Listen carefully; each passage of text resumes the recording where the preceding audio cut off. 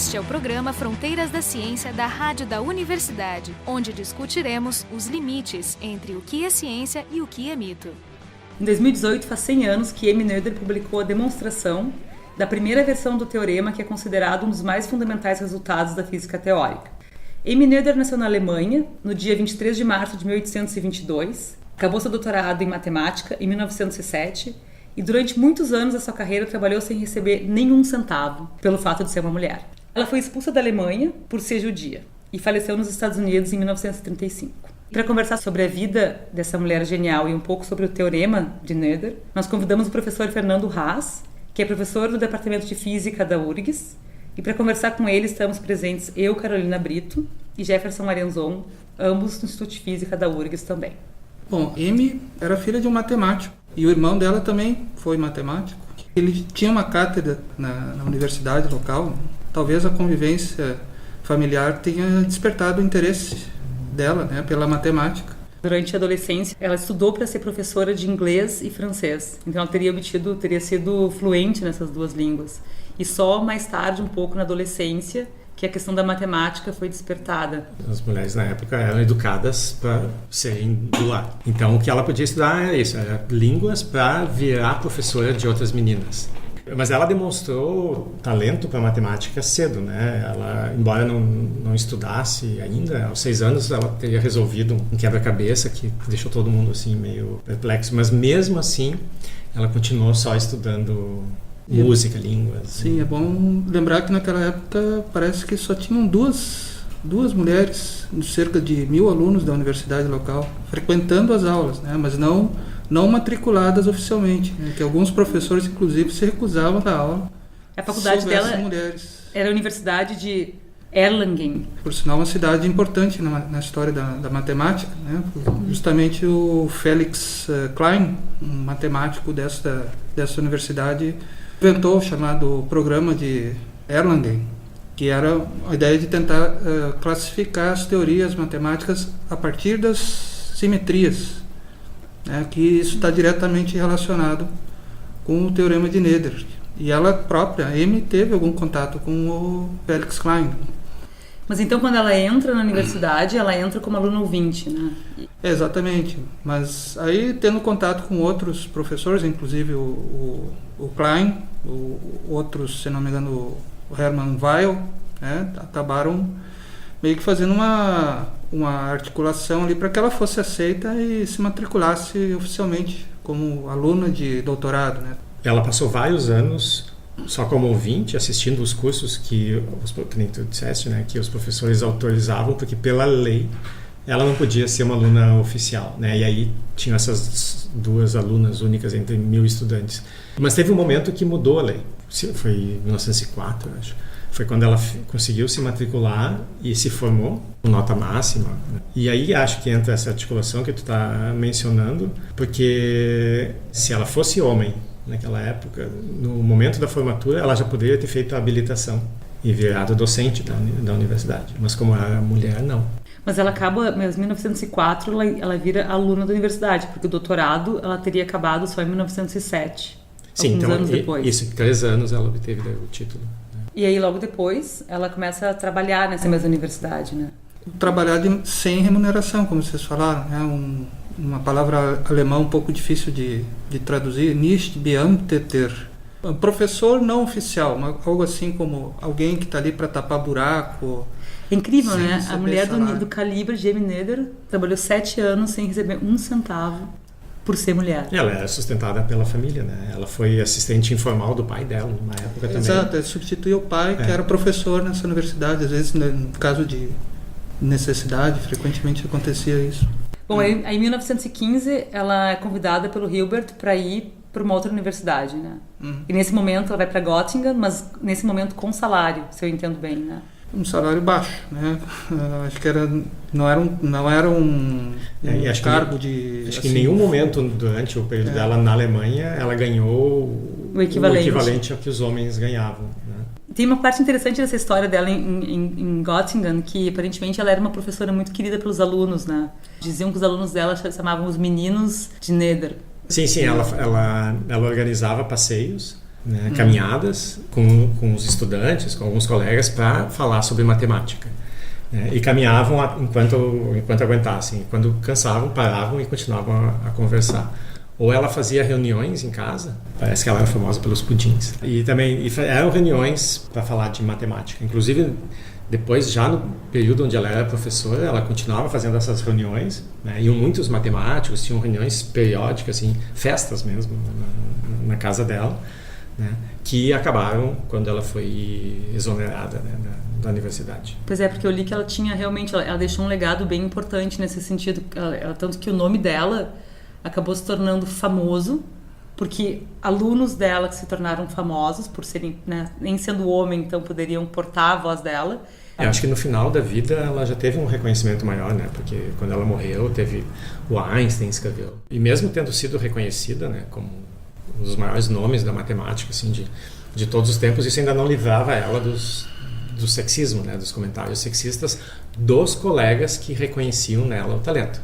Ela não tinha nenhuma preocupação na vida além de matemática. Ela não se preocupava com o modo como ela se vestia. Até teve um matemático que disse, olha, a Amy certamente é um dos maiores nomes da matemática, mas não tenho certeza se é uma mulher. Apesar de tudo isso que vocês estão falando, né, ela nunca manifestou assim, um ressentimento, né, devido à situação dela. Né? Na verdade, o interesse dela era a matemática, a ciência. Se tu é mulher nessa época, é tão comum, é tão normal para ela viver isso aí, ela nem deveria enxergar isso como uma postura machista, talvez, né, dos colegas. Era uma coisa natural, talvez. Até porque não era algo dirigido especificamente para ela. Né? Ela recebia uma reação que todas as mulheres recebiam. Mas o próprio Einstein, ele tem um comentário sobre isso, né? Ele diz que certas pessoas, entre elas ele próprio, né, estavam interessadas na busca do conhecimento e não tinham nenhuma preocupação assim, com o reconhecimento. Né? E depois tem um episódio que é incrível sobre a vida dela, que é o fato de que, por ser judia, ela é expulsa da Alemanha no momento em que o nazismo toma conta da Alemanha. Né? Então isso vai acontecer em 1933, onde todos os judeus das universidades são exonerados do cargo. Quase todos os judeus. Né? O Hitler, quando foi eleito em 1933, ele baixou uma lei exonerando os judeus das universidades, de todos os cargos públicos, só preservou os colaboracionistas. Tinha um cientista, o Fritz Haber, que foi um herói durante a Primeira Guerra Mundial. Ele era um químico. Primeiro que ele foi o cara que inventou como tu capturar o nitrogênio para produzir amônia e usar como adubo artificial. Até aquele momento o adubo era só coletar cocô de vaca. Então isso permitiu tu resolver o problema de fome, que na Alemanha, inclusive, naquela época, antes da Primeira Guerra Mundial, era um problema sério. Com um fertilizante artificial esse se resolveu. Esse era um químico judeu. Esse era um químico judeu, e que depois, durante a Primeira Guerra, foi o cara que inventou um gás, não me lembro se é o Zircon B, que eles usavam, porque a Primeira Guerra Mundial era uma guerra de trincheira. E então um dos problemas é que o pessoal ficava enterrado nas trincheiras e nada acontecia durante meses, né? Então tinha um custo enorme. E com esse gás eles soltavam e a pessoa morria afogada no ar, né? Então era uma coisa horrível.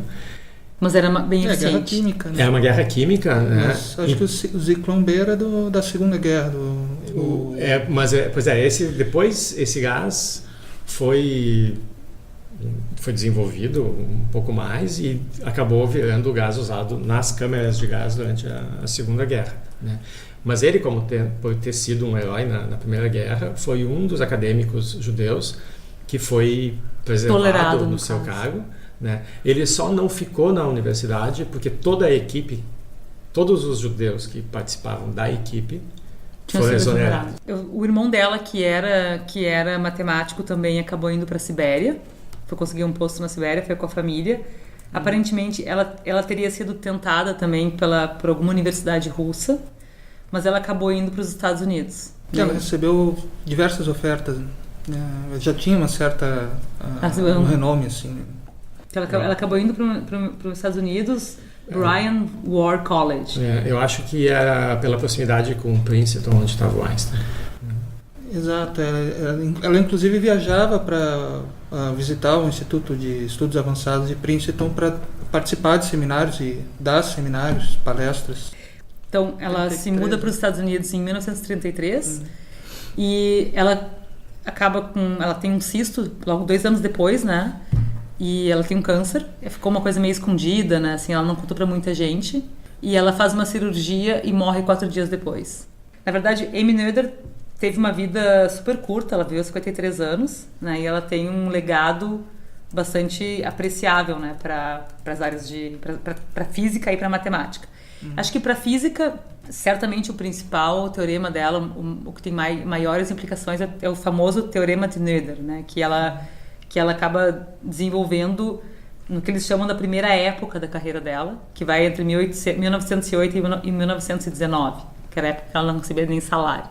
Em 1915, Einstein publica um dos seus... Ele estava, né, construindo a teoria da relatividade, tinham várias perguntas em aberto, e aparentemente Hilbert estava tentando entender a matemática da teoria da relatividade. Amy Noether já era conhecida da comunidade, e eles chamam a Amy para tentar entender alguns paradoxos ainda em aberto, né, nessa teoria. O pulo da relatividade especial para a relatividade geral é que na teoria da relatividade geral tem um princípio de simetria que é só para sistemas não acelerados, né? Ou seja, sistemas físicos que são ditos inerciais. E já a teoria da relatividade geral, ela tem essa propriedade, né, de ser idêntica para qualquer sistema de referências, com aceleração ou não. Então, a física realizada, por exemplo, num automóvel que está arrancando, dentro da teoria da relatividade geral, é equivalente pode ser reformulada para qualquer outro sistema do mesmo tipo. Então, o que você está dizendo é que na relatividade especial, a primeira das teorias que o Einstein fez, se tu escreve as equações que descrevem os fenômenos, né? Se tu descreve as leis usando um sistema de referência, e se tu agora passa para um outro sistema que se desloca com uma velocidade fixa, com uma velocidade constante em relação a esse, as leis se preservam. Exato. Tá?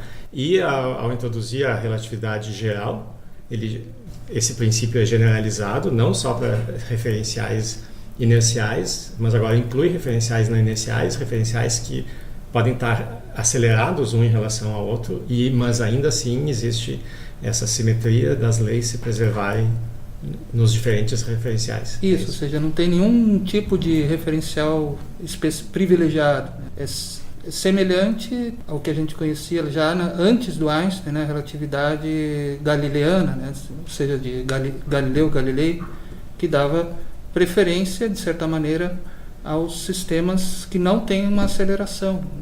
Isso foi preservado, de certa maneira, pelo Einstein na primeira formulação da teoria da relatividade dita especial, mas aí o tipo de transformação não é exatamente o mesmo que o Galileu propunha, né? Mas sim chamada invariância de Lorentz.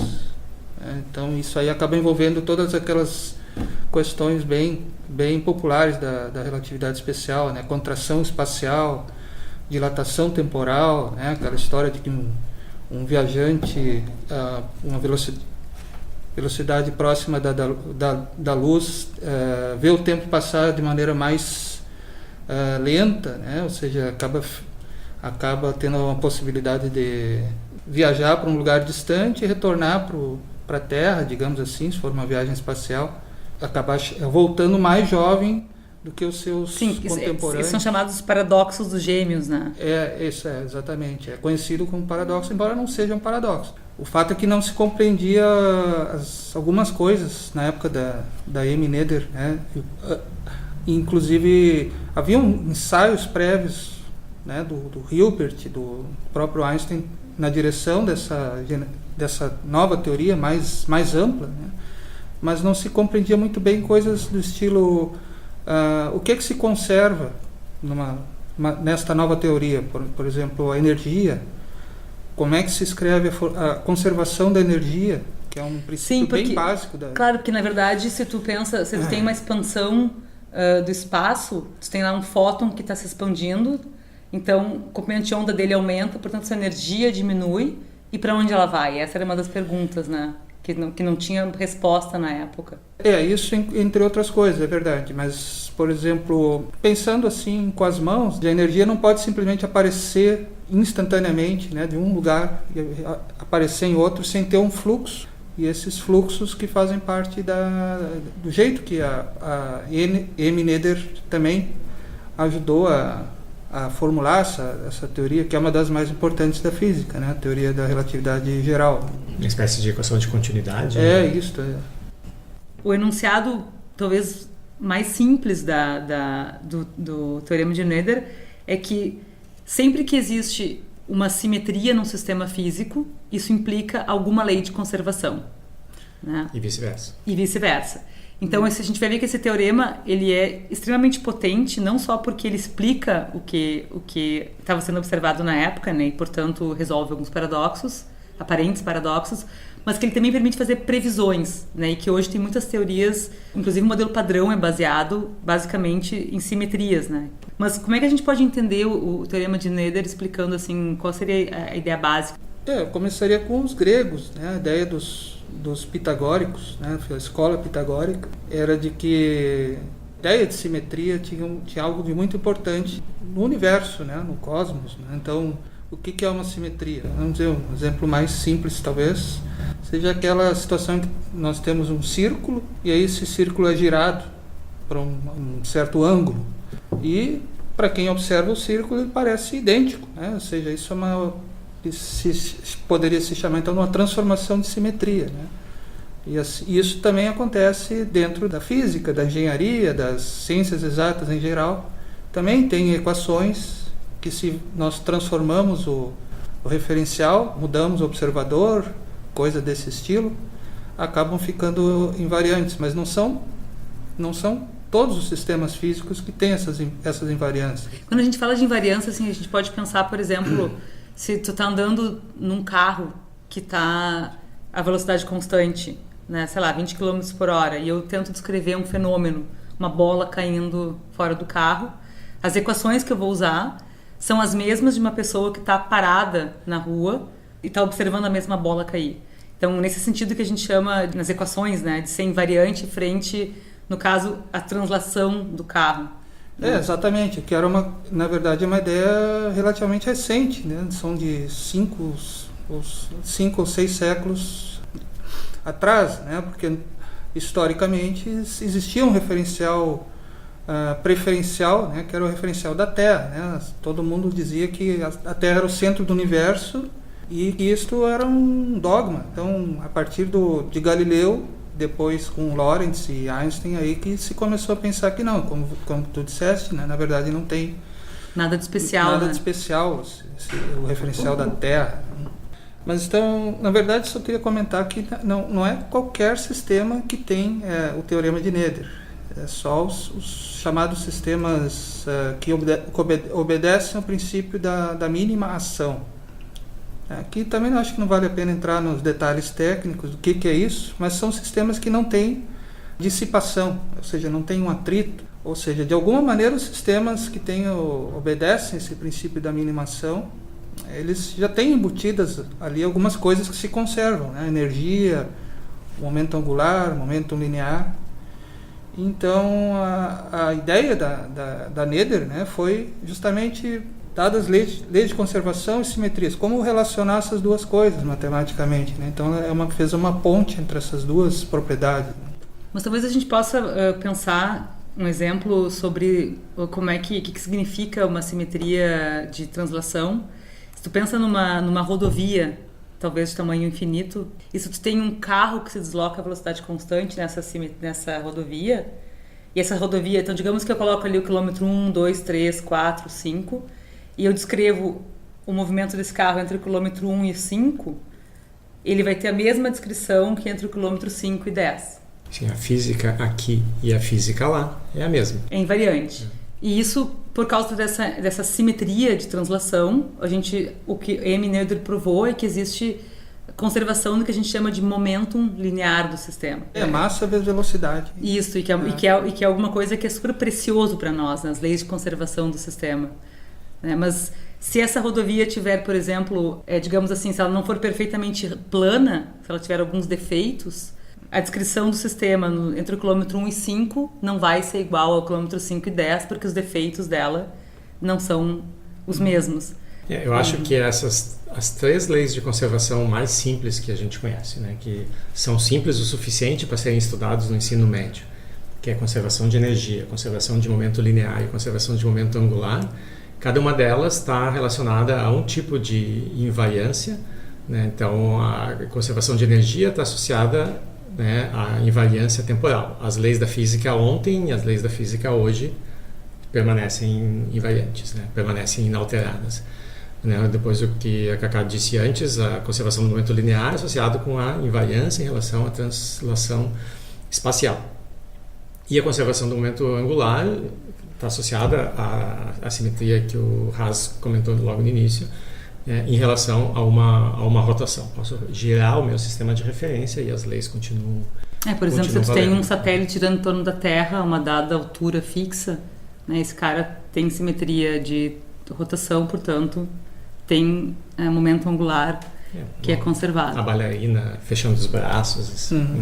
Né? Tem vários exemplos da vida clássica, né, que a gente pode evocar. Mas esses são os exemplos mais simples, né? Provavelmente o alcance do teorema é muito mais amplo do que reenunciar coisas que já eram conhecidas, né? Porque todas essas leis de conservação eram bem estudadas. Mas vocês não sabiam a origem, eu acho, né?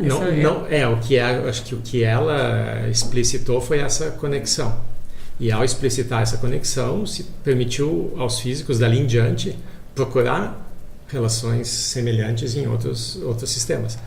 Porque existem sistemas que são tão complicados que a gente precisa pensar realmente em termos de simetria, em termos geométricos, para tentar obter algum resultado.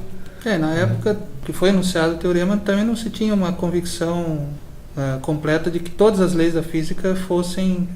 As forças básicas da natureza, né, elas são descritas por esse princípio da minimação. Né? Isso é uma coisa que só apareceu mais tarde. Né? Se for olhar na força nuclear forte, tem um princípio de minimação, força nuclear fraca e a própria gravidade e o eletromagnetismo, ou seja, as 4 forças fundamentais, que naquela época não se conheciam as forças nucleares. Né? As 4 forças fundamentais têm um princípio da minimação e por isso elas podem ser descritas pelo teorema de Noether. Né? Ou seja, também a questão interessante também é que te permite prever algumas simetrias, né? Porque, por exemplo, se tu identifica que algum sistema quântico ou mesmo clássico, se ele tem alguma tipo de simetria, eu posso inferir que existe uma lei de conservação. Isso, né? Uma coisa, na verdade, até a própria maneira de escrever as teorias, né? Nós sabemos que tem certas simetrias e certas leis de conservação, então as equações têm que ser de uma determinada forma. Claro. Bom, toda a formulação lagrangiana da mecânica clássica decorre diretamente disso, né? Quer dizer, se tu escreve talvez para os estudantes de física, quando escreve uma lagrangiana que não depende de uma dada variável, a gente sabe automaticamente que aquela variável é conservada no sistema. Isso, mas naquela época não existia toda essa convicção de que as leis da física têm que ser lagrangianas. Né? Então, isso é uma coisa que veio... Na verdade, isso também explica um pouco porque a Noether não foi tão reconhecida assim antes da década de 50. Né? Quer dizer, tu precisa que eles sejam descritos pela lei da minimação para que isso tenha validade. Então, depois que se provou que as leis poderiam ser escritas nesse formato. E quando é que se provou isso? Bom, até a própria força nuclear fraca, né, ela está muito ligada ao neutrino e, se não me engano, pela volta de 1937, eu acho, o Pauli propôs o neutrino, algo assim, né, década de 30. E ele dizendo que fiz uma coisa muito errada porque ninguém jamais vai medir o neutrino, uma partícula que é tão fugidia, né, que não teria como ser verificada a hipótese dele, né, que justamente ele inventou o neutrino para satisfazer umas leis de conservação que acontecem no decaimento beta. Né. Então, ou seja, é tão forte o princípio de conservação que tu pode criar, quer dizer, tu pode prever que algumas partículas existem porque aquela dada quantidade tem que se conservar. Vamos dizer que isso ficou mais firme, né, com o modelo padrão das interações, da década de 60 só. Né? Então, quer dizer, não é uma coisa tão para nós agora, né, que a gente estuda mais tarde, né, quando a gente estuda a física, parece que tudo é lagrangiano, tudo é hamiltoniano, tudo satisfaz essas leis de conservação, mas há poucas décadas atrás isso não era uma unanimidade total. Né? E existe alguma implicação do teorema dela para teorias de supersimetria, por exemplo? Para cada partícula está definido num espaço de Hilbert, né? Ou seja, um espaço de configurações quânticas. Para cada partícula tem uma superpartícula, né? Que está relacionada com uma transformação de simetria dentro desse superespaço. Então, com certeza, eu não sou especialista em supersimetria. Mas elas não foram detectadas. Hein? Pois é. Aí também tem algumas controvérsias, né? Até que ponto o princípio de simetria é tão poderoso assim, né? Isso também às vezes pode demorar décadas para que uma predição seja verificada. Sim, como aconteceu com o bóson de Higgs. Se a gente está falando de janelas de energia acessíveis que estão além das capacidades atuais, vai demorar. A própria teoria de cordas, até a teoria das cordas também, ela parte dessa formulação em termos de princípio da minimação, né? Escreve vocês falaram já, né? Um lagrangiano para as ditas cordas, só que já até agora se está muito longe de chegar às energias necessárias para medir essas coisas concretamente, né? Então também muitas pessoas também questionam, será que o princípio das simetrias e invariâncias já não deu o que tinha que dar? Algumas pessoas dizem isso. É que até antes do teorema, né, na própria tese de habilitação, de doutorado da Noether, ela já estudou a própria questão de, dadas as equações, quais são as simetrias. Né? Ela descobriu antecipou técnicas matemáticas que estão além do teorema de Noether, né? Simplesmente o estudo das transformações que mantêm um sistema matemático invariante, na verdade, equações algébricas. Quais são as transformações que mantêm a forma de uma determinada função algébrica? É um problema só abstrato matemático. Aparentemente, esse teorema de Noether talvez uma exceção na carreira dela. Alguns matemáticos se influenciam pela física para desenvolver essas teorias, mas aparentemente não era o caso dela, né? Olhando até a lista de publicações dela, né, cerca de 45 artigos, algo assim, a imensa maioria é sobre a álgebra abstrata. E ela própria dizia que isso aqui, o teorema é só uma coisa meio marginal aqui na minha produção. Mas ela teve realmente uma influência grande dentro da matemática do século XX, né? A álgebra abstrata, do jeito que ela é colocada, ela não depende de se usar letras, né? Na verdade, são relações entre espaços de funções. Na questão da matemática mais avançada, não é resolver equações, né? Não é esse o foco, né? É estabelecer ligações entre espaços de funções, espaços topológicos. Tempo entre a descoberta e o reconhecimento da descoberta. Se tu perguntasse, talvez na época, quando todos esses estudos, não só da Noether, mas né, ali há um centro onde simetria era estudada, qual era a relevância daquele tipo de estudo, qual era a utilidade prática, para que serve? Provavelmente naquele momento ninguém ia ter uma resposta muito precisa. Né? No máximo podiam dizer, bom, pode servir para entender um pouco melhor a teoria da relatividade, que a gente também não sabe bem por que do ponto de vista prático serve. 40 anos depois, com o desenvolvimento do modelo padrão, a gente tem uma teoria que explica o comportamento dos sistemas físicos numa escala microscópica que está por trás de tudo que a gente conhece de eletrônica. Então, às vezes é necessário investir realmente em coisas que não têm uma utilidade imediata, mas que, como sempre a gente verificou na ciência, traz um retorno tecnológico depois.